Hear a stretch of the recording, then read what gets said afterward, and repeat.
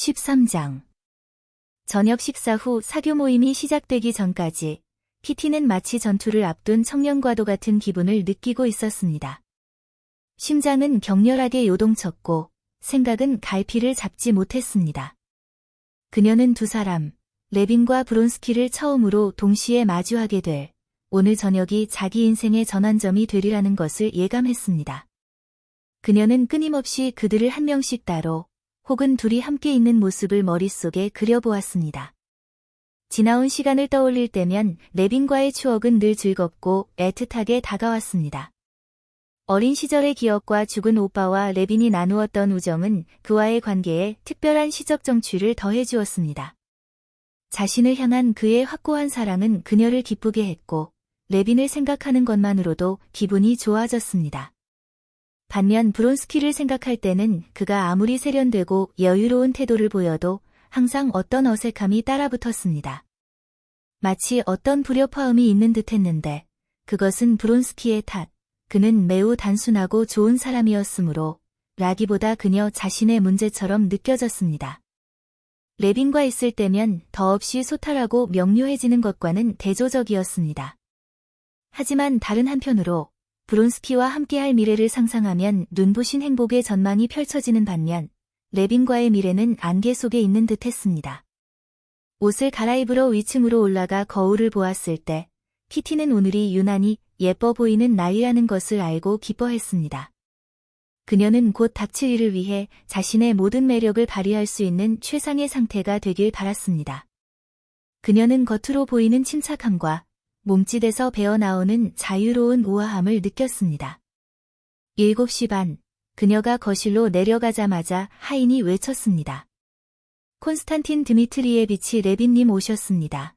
공작 부인은 아직 방에 있었고 공작도 돌아오기 전이었습니다. 결국 이렇게 되는구나, PT는 생각했고 온몸에 피가 심장으로 쏠리는 듯한 기분을 느꼈습니다. 거울 속에 비친 자신의 창백한 모습에 스스로도 소스라치게 놀랐습니다. 그 순간 그녀는 그가 자신을 단둘이 만나 청혼하기 위해 일부러 일찍 왔음을 확신했습니다. 그리고 바로 그때 처음으로 이 모든 상황이 전혀 새로운 관점으로 다가왔습니다.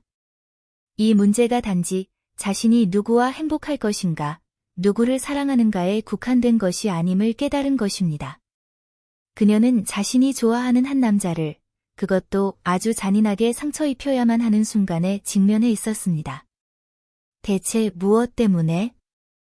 그 선량한 사람이 자신을 사랑하고 있다는 이유만으로 말입니다. 하지만 어쩔 수 없는 일이었고, 그래야만 했으며, 그렇게 될 일이었습니다. 세상에.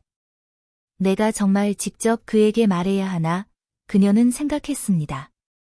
그를 사랑하지 않는다고 말할 수 있을까? 그건 거짓말인데. 그럼 뭐라고 말하지? 다른 사람을 사랑한다고? 아니, 그건 불가능해. 도망가야겠어. 도망가야지. 그녀가 문가에 다다랐을 때 그의 발소리가 들렸습니다. 아니야, 이건 정직하지 못해. 내가 무서워할 게 뭐람? 난 잘못한 게 없어. 일어날 일은 일어나는 법이야. 진실을 말하자. 그 사람 앞에서는 마음이 불편할 리가 없으니까. 고개를 돌리자 자신을 향해 반짝이는 눈빛을 고정하고 있는 그의 건장하면서도 수줍음 타는 모습이 보였습니다. 그녀는 자신을 좀 봐달라고 간청하는 듯한 표정으로 그의 얼굴을 똑바로 바라보며 손을 내밀었습니다. 아직 시간이 안 됐군요. 제가 너무 일찍 온 것 같습니다. 텅 빈 거실을 둘러보며 그가 말했습니다. 자신의 예상대로 말을 꺼내는데 방해될 것이 아무것도 없음을 확인하자 오히려 그의 얼굴은 침울해졌습니다. 아니에요. PT가 말하며 테이블에 앉았습니다.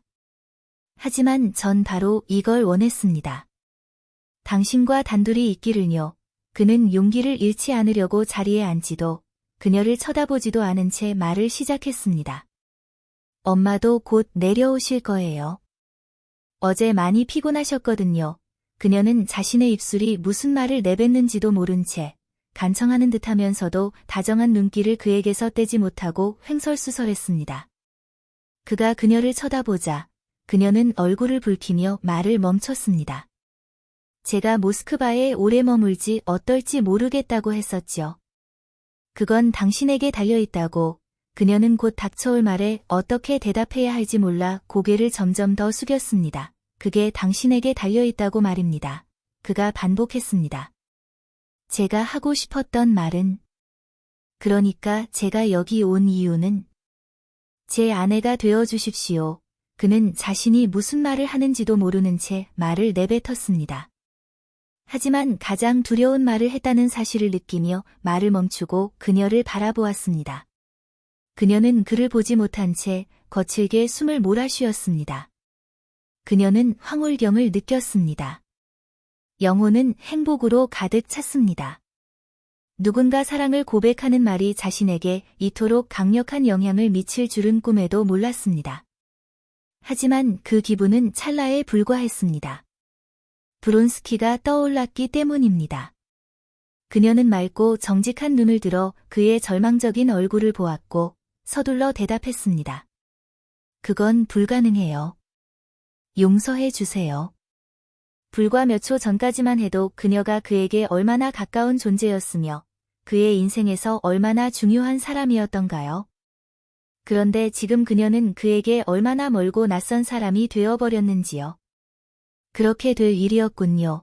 그는 그녀를 보지 않은 채 말했습니다. 그는 고개를 숙여 인사하고는 물러나려 했습니다.